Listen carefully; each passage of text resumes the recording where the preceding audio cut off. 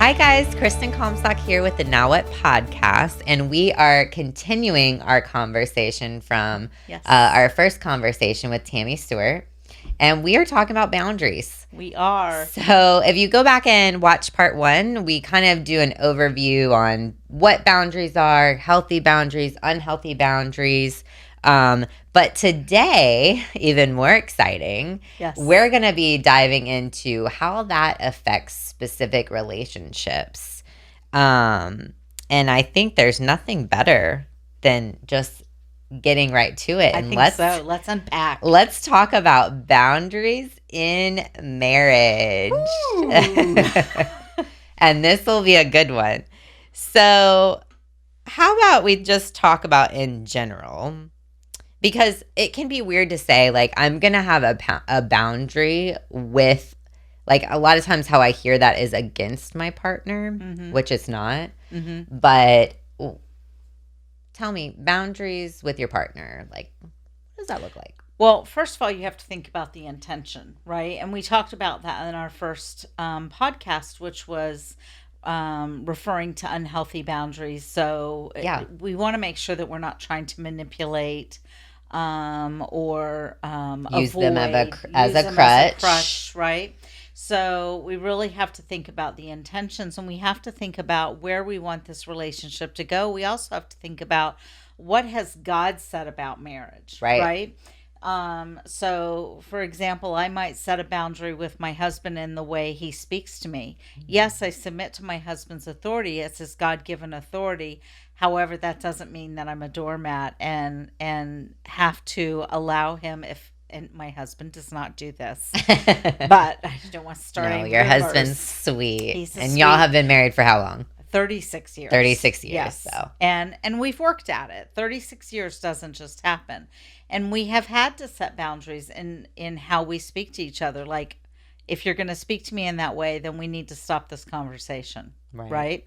We need to take a step back. We need to get intervention. We need to take time out, whatever that might be. And boundaries definitely grow as you get further and further into your marriage. Absolutely. Well, we grow as people. Yeah. Right? And hopefully you're growing in a healthy way with God in that union. I mean, I think back to when my husband and I first got married. We've been married for about 10 and a half years now. And we were 2 young U.S. Marines.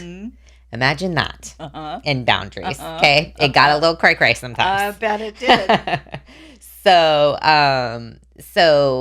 boundaries with your spouse should always be to glorify the unity that it represents. Yes.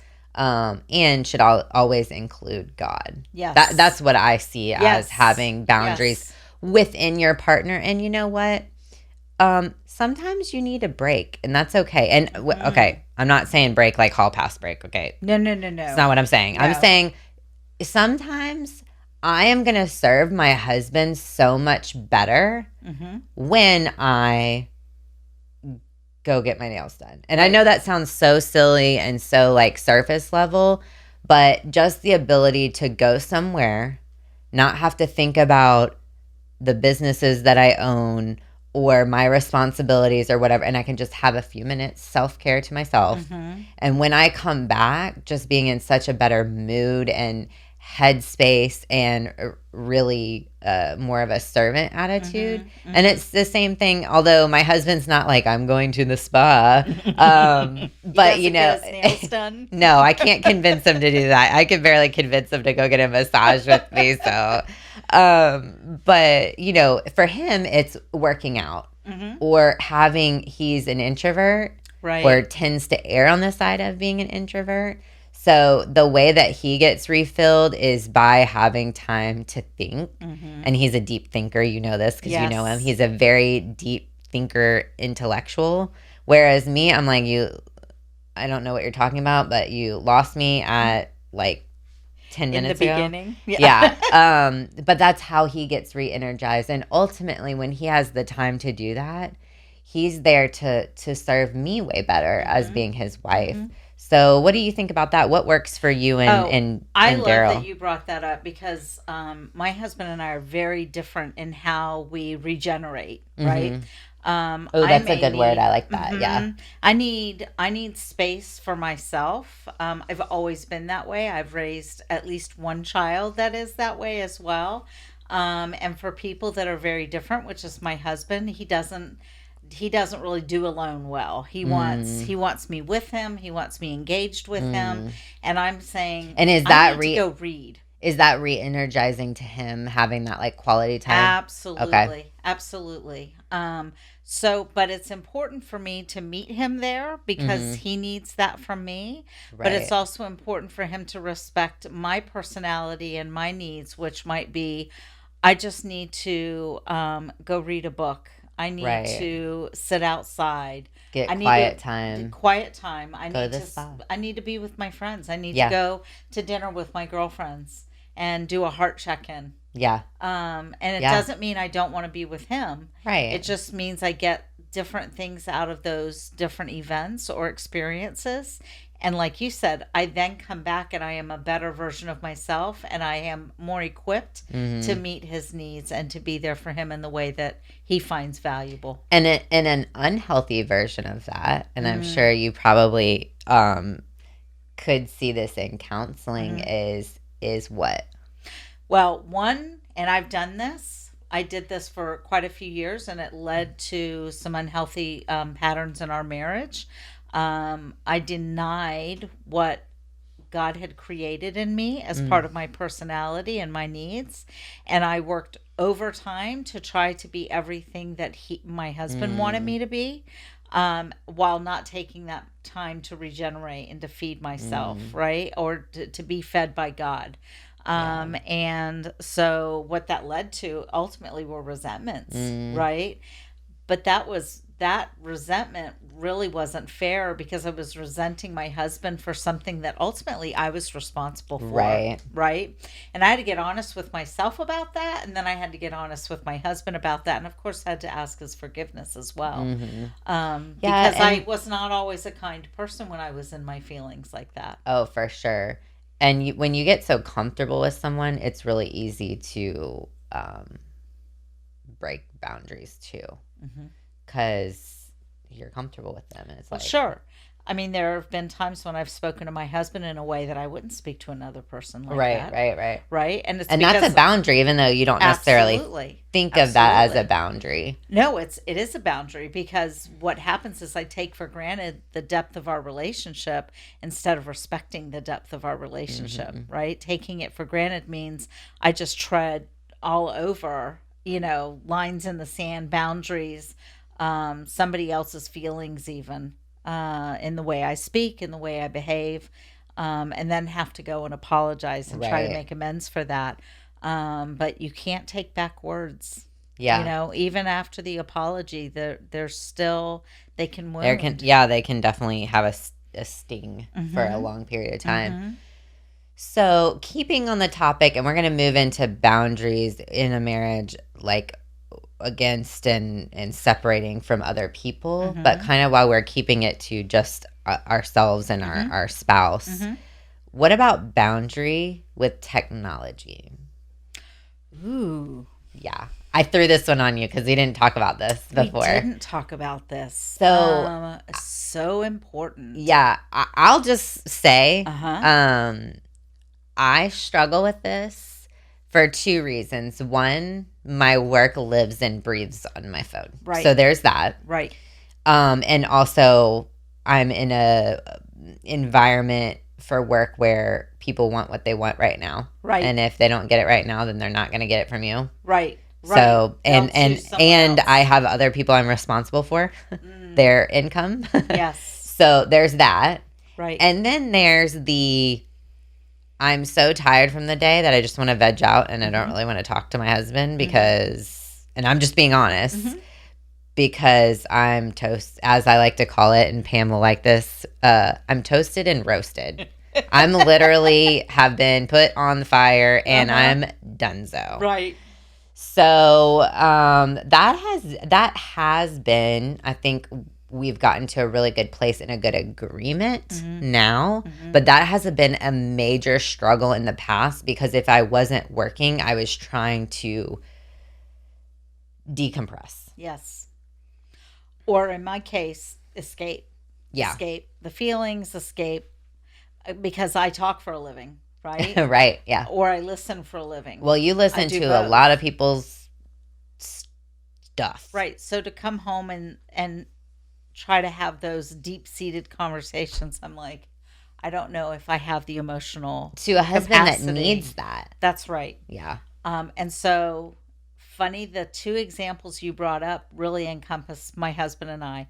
He's the one that's completely tied to his phone. He has employees that are all over the world, literally in multiple time zones. And so if the phone rings at 3:00 in the morning, he's answering it. And as well he should, because these are people working with the Department of Defense. So lives could literally be on the line. Right. And I think that's okay if you're in agreement with your spouse. So but it has caused conflict though, because at one point you start to say, you're choosing this over me. You're choosing this over our marriage. But on the flip side, I also can relate personally to wanting to escape the reality of my world or my feelings or my fatigue or whatever, and disappear into my painting app on my phone, or social media, and just scroll. Well, and you can relate because you're a small business owner, but when you're a small business owner and you don't have an HR department and a marketing department and a whatever department, and it's only so many people. I mean, by the grace of God, I don't have a one-man show anymore. Right. But it's not a big operation by any means. And so having that conversation, you can't just set boundaries in a relationship with your spouse and not talk about it. It has to be agreed upon. Right. And so having those conversations, something that we ended up working out is my husband is so understanding of how my business operates. Thank goodness. We went to an amazing trip in Greece recently, and I ended up listing a house while I was there, and it was just chaos. And of course, the time zones were different. Right. But something that we came up with is he got me another phone. So I have like my bat phone. Yep. And then I have my work phone, and my secret phone that I like to call it is I probably have maybe 6 people in it. 7 people, 10 people max. Right. And so if it's something that is extremely important, my work phone gets turned off. Yep. And my personal phone's on there. My assistant has it. If there's something really that crazy that she calls me, which she's not going to anyways, but if she did, she has my personal phone number. So that's what we worked out. We have a similar boundary. For me, I have 2 phones. Unfortunately, he has the one. Right. But what has worked for y'all? Part of it is that I respect that what my husband does matters. It makes a difference. I can hold on to that. And I also... Well, you have a background of being a military wife, so yes, and you so have our the value system is really similar where that's concerned. Yeah. And I also know he works really hard to provide for our family. And so it's really about my perception. He's not doing this because it builds him up or makes him, the man. Right. Right. His intentions, his motivations are really about providing for our family. And when I say our family, I'm talking about our adult children and our parents and our grandchildren and then me, but what's an example of a healthy boundary that I know you have 2 phones, so we're kind of liking being small business owners. And so I turn mine off at the end of the day. Right. I know, because when I call you and I call the wrong one, I'm like, why is it going to voicemail? I'm like, oh, I have the wrong one. So I can always go back and look at the voicemails when it's not going to be an interference. When we sit down to eat dinner, we're not on our phones, right? When we go to bed with each other at night, we're not on our phones. So, as far as technology is concerned, that would be a boundary that we try to put into play. And then I also try to practice patience, as does he, when there are times that we have to be there. Yeah. Absolutely. I love that. So let's move into, because we could sit there and talk about boundaries with our partners like all day long. I think those are two really good ones. Can I mention one boundary that I think is important though within marriage that I see myself as a seed planter. So just throw this out there. Yeah. There can be boundaries where mothers and fathers-in-laws come into play. No, that's where I was moving into. Oh, are you? Yes, Great. yes. Great. So outside of just spouse, let's move into marriage boundaries with other people. Yes. Which goes into what you're going into, which is either our parents or our in-laws. So I'm going to let you take that away. So I learned two things really early on in our marriage. And the first was there are certain conversations that I don't need to be having with my husband's parents. He needs to take responsibility for that and have those conversations, just as I should be having specific conversations with my parents. Any examples you can give of that? Like, what would be something that, I mean, I'm sure now in your marriage this far in, you're like, you guys have a rhythm. But for, let's say, a newlywed, what would be an example of something that you would say would be your responsibility to talk with your parents on? So if let me give you an example. This actually happened. So early on in the marriage, I went to my mother and I was complaining about something my husband did and, the fight that we were having. And my mother stopped me mid-sentence and said, "No, ma'am." She said, I can't have you coming and telling me all the bad things, and I'll put that in air quotes because they weren't bad. Right. That Daryl does or says. She says, because in 24 hours, you're going to have forgiven him and be past it and won't even remember what you were fighting about. She says, but I will love you as my daughter for the rest of your life, regardless of what you do. And I will love Daryl, but I will always have that in my mind, the things that you're telling me about him or the things that you're sharing. And she said, and I can't, that's disruptive to our relationship. Yeah. And so that was a boundary my mom set for me. How responsible is that? I'm telling you, it was, and she meant it. And I knew she meant it. My mother is a woman. Did she give you the mom eyes? Yeah. She uses a tone that I pay attention to what she's saying. I mean, it was wise. Yeah. It was wise, and she was absolutely right. And I have done the same thing. I was going to say, and have you applied that to yours? I've replicated that, yeah. I think that there are conversations that, for example, and this hasn't happened, but if my mother-in-law hurt my feelings, right? And I said something to my husband about it, there are points when he needs to go to his family and have that conversation so that we could maybe all engage in that. But he's got to have that initial interaction with them, right? Because he is their son. Right. I love them and they love me. But just as my mom said, I'm her daughter, he is their son. Yeah. Right? And so there's just a respect for the relationship. Yeah, absolutely. I think that's important. Boundaries in general with our marriages, ultimately we know that scripture says that we leave our mother and father and we go and we are one, we are a union. Cleave. Yes. And so I put it really simple, and this applies to my parents and my in-laws. It doesn't differ for one side or the other. The expectation, or the boundary if you will, is our union is one of two things. Always pointed back to God. That's first. And second, always supported. So there has been time in our marriage where we went through some really difficult, challenging times, especially being newlyweds, especially being both active duty in the military. Right. There was some really challenging times. And the expectation is whatever wisdom's being given, whatever encouragement is being given, or sometimes not encouragement, whatever it is, it should ultimately point us back to one another because we are married, and to point us to God. So point us together and point us to God. Yes. And so if it's not that way, then either a conversation has to be had or a new boundary has to be put in place. Yes. Because that has to happen. Yes. In order to have a healthy relationship. So that's been that's really only, I'm sure maybe I should have other boundaries, but honestly, those are the only two expectations I have. Well, I think those are great boundaries, right? Because they're the large umbrella You probably have these little micro boundaries that you don't even realize you have in Right, place. right. Maybe even unspoken because they fall under that larger umbrella. Right. I love that. And I haven't always known Jesus Christ as my Savior through our marriage. I didn't come to Him until 2.5, maybe 3 years into our marriage. And then learned what God's design for marriage was and what God's design for our relationships were.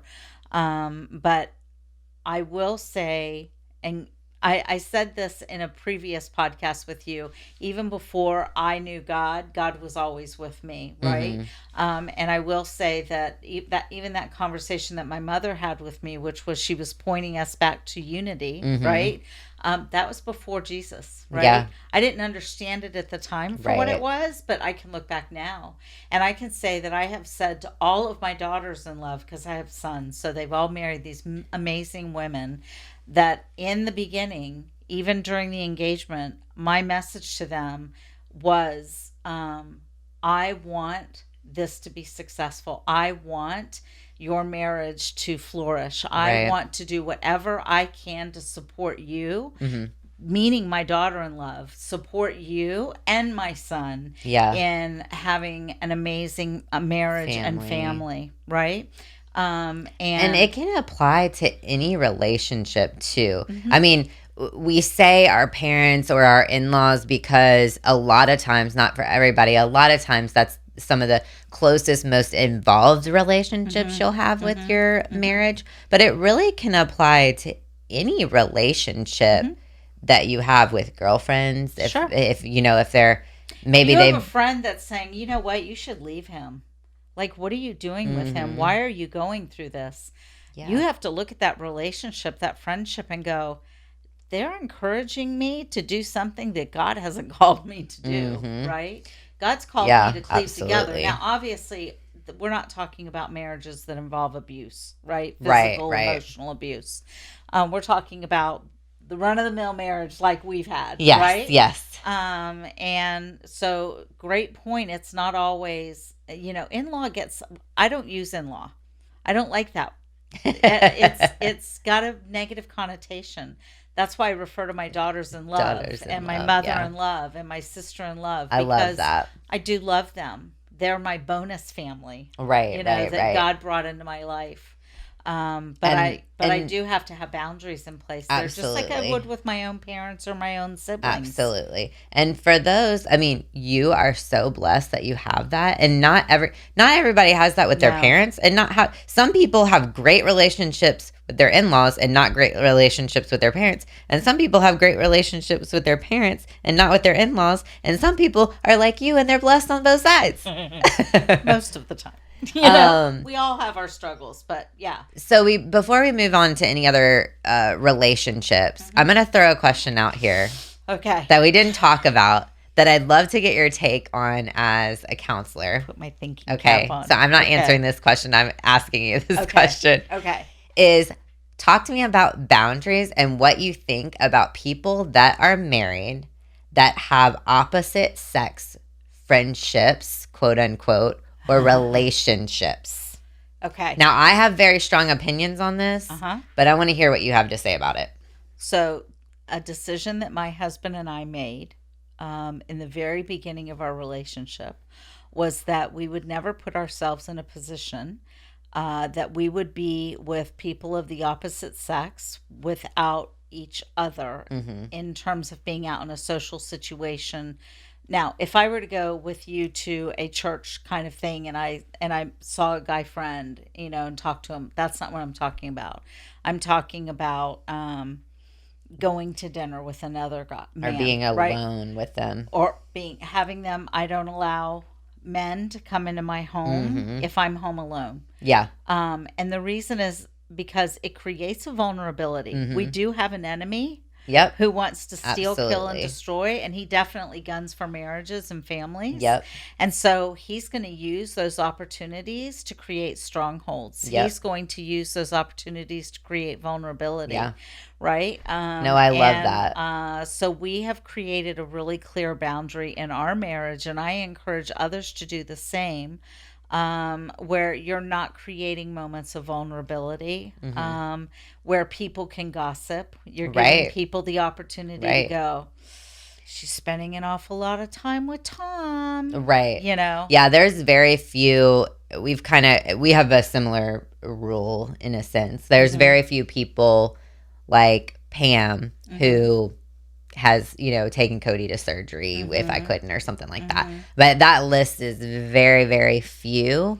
And it's select. It's The reason select, is yes. the reason for doing it is select. We have a couple best friend, where I spent a couple of days with her husband because she was not available and they were getting packed out for a military move Mm-hmm. and needed a second set of eyes, Right, and right, I right. was available to do that. Now we had their teenage son with us, right? Mm-hmm. Not that my husband didn't trust us together, not that we didn't trust each other or she didn't trust her husband. It had nothing to do with that. It was about being respectful of the marriage, being respectful of the relationships between husband and wife and with our friends. Now, so as what you're saying is you do not believe that a woman or a man can have a close friendship with one another. No, I'm not saying that Okay. because I have a friendship. I have close friendships with men. I'm But talking about like a bestie that you go do stuff, just the two of you together.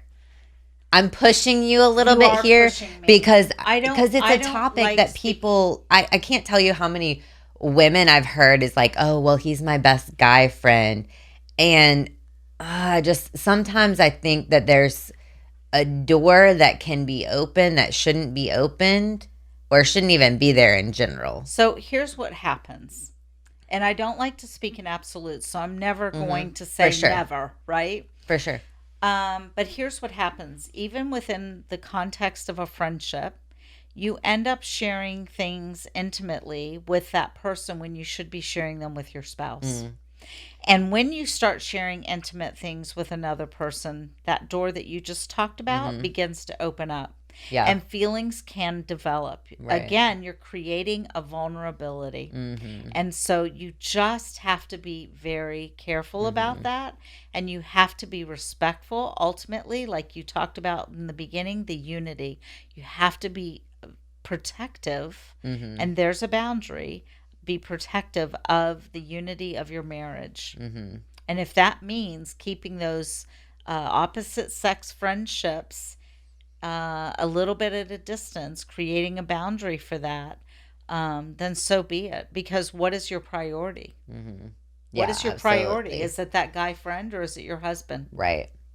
Okay. So I'm sorry for pushing you on that. That's okay. I'm good. I wanted, because I'm sure I you, think it's a good question. yeah, and I'm sure you encounter it in some of your counseling sure, sessions sure. or things that have created issues with marital Or relationships. they'll be talking so. about something and I can see what's happening. Yeah, right? yeah.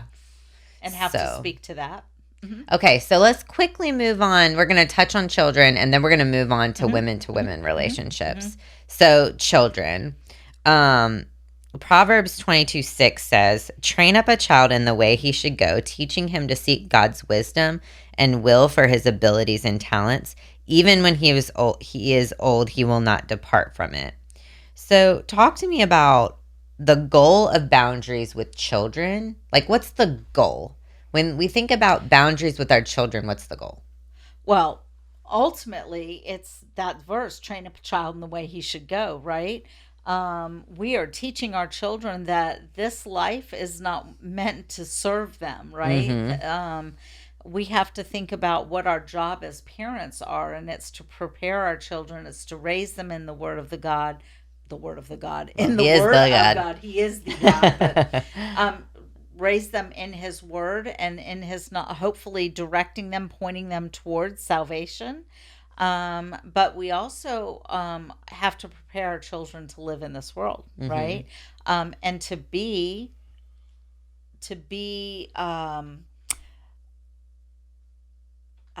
like disciples, if you will, right? Well, and they're all different too. So, like, I mean, my brother and I don't were, know how it works. But yeah, it does. we're 9 years apart, and we are very different creatures. Yes. Yes. And what worked for my parents in discipline with me, and I was old enough to remember this, 100% did not work for my brother. The same with us. So the same with us. And people don't want to talk about there's differences between genders, but there are differences between genders. My brother needed to have different conversations with my father or with my mother than I did, but I also had to have different conversations with them.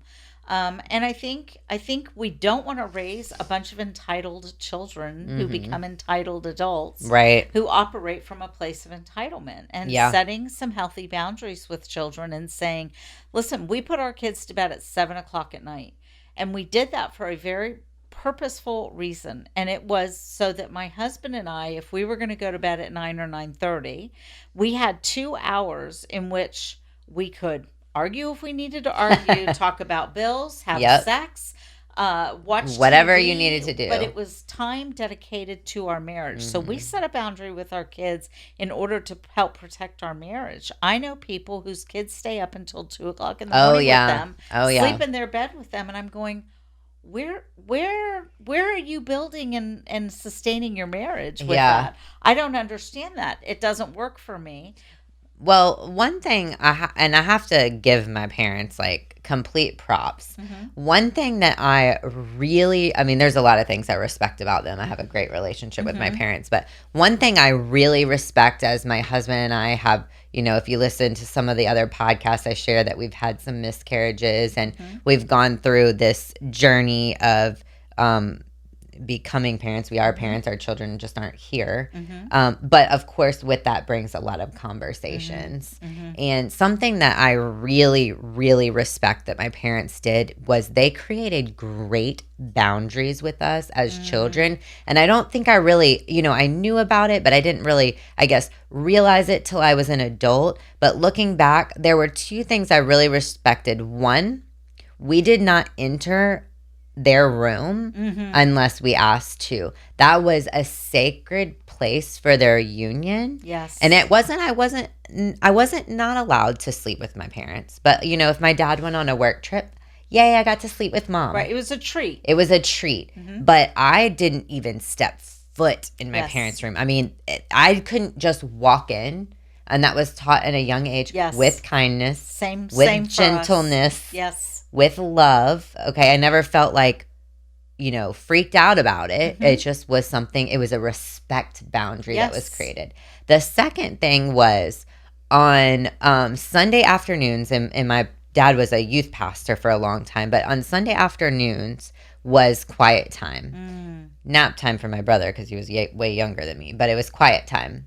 Now, I don't know what my parents did, don't want to think about what they did, but I'm sure that a lot of times they did what you said. Yeah. Sometimes they had time to be intimate with one another. I'm going to say that because I don't want to say the other thing about my parents. Sometimes they probably had conversation.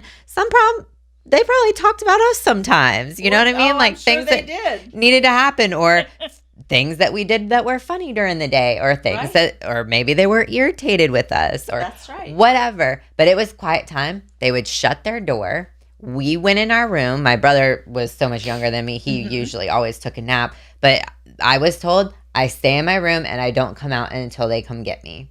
Wow. Yep. That's great. And so sometimes I would There's a lot of marriages that could benefit from that. For sure. I mean, that's definitely something I want to implement, is because it created such healthy boundaries and respect for my parents. And in turn, I got to see this beautiful relationship of what God looks like in a marriage. Right. Including kids in that. Right. They modeled something really beautiful. Absolutely. For you guys. Yeah. And part of what they modeled was our marriage is a priority. Because here's the thing, is if we're not creating a healthy marriage, how is that benefiting the children? Right. If we're pouring everything we have into the children and not leaving anything for our spouses, we're in essence hurting our children in the long run. Well, and how many divorces, and this could be a whole another podcast, so we won't go in depth in here, so I'm just going to lay this little out there, is how many divorces do we see after kids leave for college or after kids finish high school? A lot. a lot. I'm sure you can speak to that. There are people who clearly say we're waiting until the children leave the home to divorce. And do you think they just have stopped prioritizing their union? I think they stopped prioritizing a long time before they made those statements. A long time before that. And here's the thing. The kids aren't dumb. Right. They're watching, they're listening, they know what's happening. Right. You know? So it's unfortunate. Okay, so let's move on. I'm excited. Before we end, which, hang on with us. Women to women relationships and boundaries. Yes. Go.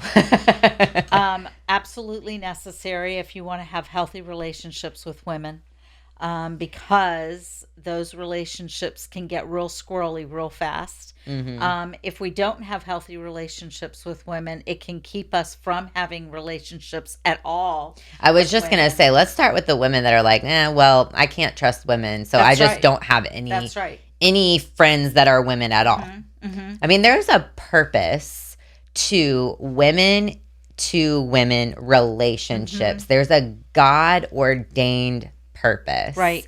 And one of the things I mentioned when we were preparing for this conversation was in the olden times, like old. Okay.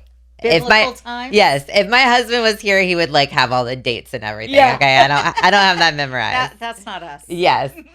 But they would have like women's bathhouses, women's like houses. And now this wasn't where like women like stayed and slept away from their husbands by any means. And maybe in some cultures they did. But a lot of these were, the intention was, this was where they prepared the food. This was where they made clothing together. This was where they helped women care for their children if they had a newborn and they're breastfeeding or whatever they're doing, to go through their cycle, you know. And when my husband and I went on this trip to Greece, and we went on this tour of this archaeology tour in Greece, and one of the houses that had been dug up was a women's house. And he talked about what the women did there. They created pottery, and it was really their gathering place. Right. And one of the things I mentioned to you yesterday was, imagine how much wisdom was passed on. The mentorship. And the need for it too, because at that time, you had to know how to make some of those things to survive. Like it was part of survival. Yes. Sure. And so think about the wisdom that was passed on from generation to generation. And now let's fast forward to present day, and we're all spread out. Okay. We don't have necessarily, I mean, I know some communities is like a grocery store and whatever, but we're really spread out now. And so there's not necessarily this like tiny community where you could walk to everybody's house. Right. Like we're driving 20, 30 minutes to get to other people's house. Right. So what? Not to mention busyness. Oh, for sure. For sure. So what does a healthy group of women look like when we're serving the Lord? A healthy group of women when we're serving the Lord. Well, I think one is respecting the diversity within the group, right? We all have different personalities.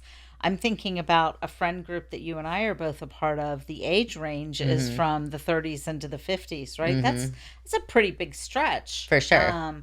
We've got... Yes, I'm the youngest one. She's the baby. And who's starting a family, right? Yeah. And I have 5 grandchildren, right? Right. I have things that I can share with you, but you also have... I can recognize that you have a wealth of wisdom that you share with me on the regular. And I adore that, right? Had I put up a boundary, an unhealthy boundary that, we're not in the same stage of life. Right. And, I love you, but, we're just in not different, be that. How many times you hear this one? Oh, we're in different places in life. Right. Which, we are. We are in different places of life. But that doesn't mean that you don't have wisdom to share with me, that I don't have wisdom to share with you, we can't love each other and be there for each other, encourage each other. And I love the diversity within the group and the different personalities, the different ways that women will communicate. I mean, I'm thinking of each person within our small group. Yeah, we've got some really direct personalities. And we've got some that are just as sweet and kind and gentle as they come. Mm-hmm. And we need that. We Yeah, need for that sure. sweet, For kind, sure. gentle voice. We need the passion. Well, and what you hopefully have in that group is trust. Yes. And the trust allows for what I think one of the most important things is accountability. Yes. Yes. Because And I can think of something very specific. With one of the people in the group, something happened, and I walked away from the conversation, and I thought, we were flirting with gossip. And I called that person and I said, listen, we can't have those conversations anymore, because really, if you look at it, it was gossip. And this was a while ago. And that person trusted me enough and knew that I had our best interest in heart, like our, not only our friendship, but individually, like as women of God, and was able to receive that and say, oh my goodness, you're right. Yeah. You know? I was a nervous wreck having that conversation. Yeah. And I encourage others to have that conversation with their friends. And they're like, I can't do that. Right. And there's a myth. One of the myths about boundaries is that if I set a boundary that I'm mean, that I'm being mean. Really? Because that boundary that I set with that friend when I said, we can't do this anymore, wasn't trying to be mean. It wasn't trying to be judgmental. Right. It was about, I love you and I love me, and I don't want us to walk in disobedience. Right. You know? Yeah. And I think so. Another example of like tying what we talked about with marriage with friendship groups is, all right, husbands do stuff that annoy us, right? I mean, I'm not the only one, right? Yeah. And so, and I don't necessarily think it's a bad thing if you have a safe group of people that you trust that, again, go back to, they're going to point you back to your unity and back to God. Yes. And we get annoyed with our spouses. It's fine. Whatever. Right. It happens. Right. And, you know, we've had it to where somebody's come in and is like, you know, just kind of unloads, which is okay. Rather you spew on people that are going to point you back to God. Right. Than you spew on people that are going to point you away from your spouse, right? Right. Girl, we need to go out and to the clubs. Right. Exactly. So, you know, they kind of came in, had all this stuff that they kind of unleashed. And at the end of it, a couple people are like, hold on, time out. Let's pause here. Yeah. What does God say? And what is Holy Spirit telling us we need to do in this situation? Right. And although it took some pause and some humility, really, is what it takes, and letting go of our own pride, that person went out and had a conversation with their spouse. And it turned, the whole ship got turned around. I mean, completely 180 ship turned around. And that wouldn't have happened in a group that didn't have the right boundaries set. Right. So one of the things that I've done with my husband, because I've had conversations with him about that, I get frustrated with him on certain things. And I said, sometimes I just need to talk to somebody else about it. And by talking to him about that, he literally gave me permission to share the things about him that frustrates me with my safe group of people. Right. We're not talking about going telling every woman on the block. Right, exactly. What you're annoyed at with your spouse. Because I'm not trying to discredit my husband or demean him, right? I'm trying to work through my own feelings and my experiences within my marriage, just like this person that you were talking about was trying to do. But I love the fact that I was willing to have that conversation with my husband, where, as he said, you get to do this, right? Like, I'm okay with you sharing with them how you're feeling. Right. You don't have to protect me. Right. Because he trusted that I wasn't trying to demean him. I wasn't belittling him. Well, and that I was doing it within a foundational group. Yeah, I was going to say, he probably trusts that group of women are ultimately going to point you back to, he's probably going to get the best end of the deal. Yes. Shoot, because I know half the time I'm like, y'all got some problems you need to work out. Your husband's in the right, you're in the wrong, and then everyone's like, you need to go home and have a conversation what? With your man. Yeah, you're right. And he does trust that. And he also trusts me. Yeah. Right? Yeah. And that comes from having 36 years of boundaries. Yeah. Wow. That's a lot of years of boundaries. A lot of years. So let's end with this scripture, which is 2 Corinthians 6:14. And it says, don't continue to team up with unbelievers in mismatch alliances. For what partnership is there between righteousness and rebellion? Who could mingle light and darkness? What harmony can there be between Christ and Satan? Or what does a believer have in common with an unbeliever? What friendship does God's temple have with demons? For indeed, we are the temple of the living God, just as God has said, I will make my home in them and walk among them. I will be their God, and they will be my people. For this reason, come out from among them and be separate, says the Lord. Touch nothing unclean, and I will embrace you. So, think we covered a lot? I think we covered a lot.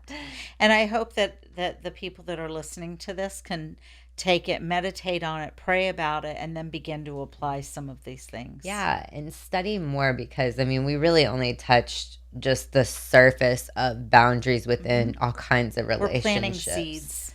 Yeah. So. Yeah, starting a conversation. And start with one person that you can trust, and begin to develop that relationship. And listen to the podcast together. Yeah. And start a conversation. Yeah. I think that's actually a really cool way to start having conversation with other women. Yeah, or with our children, or even within our marriage. Yeah, I love that. Well, thank you so much, guys, for listening. And we will see you soon. Thank you so much for listening to this episode of Now What with Kristen Comstock. Be sure to turn on your notifications so you don't miss the next episode. See you next time.